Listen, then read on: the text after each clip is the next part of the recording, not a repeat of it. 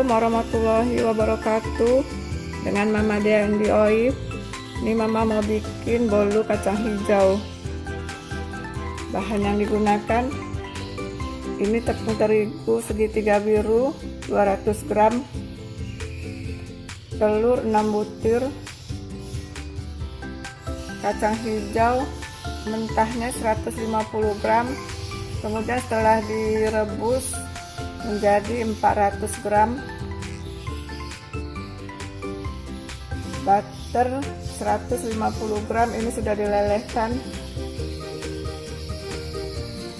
gula pasir 200 gram,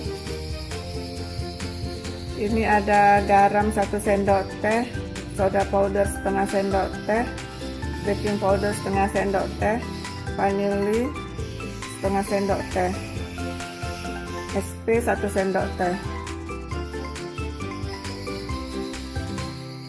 Ini pakai susu bubuk 1 bungkus ya.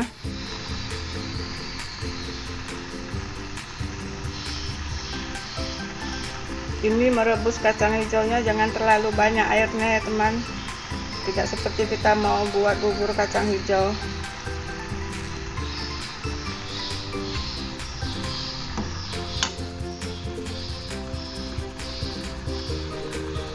Jadi nanti kalau airnya sudah kering baru kita matikan.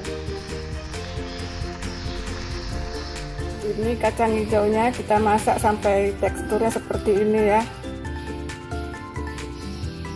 Kalau airnya sudah kering dan lembut,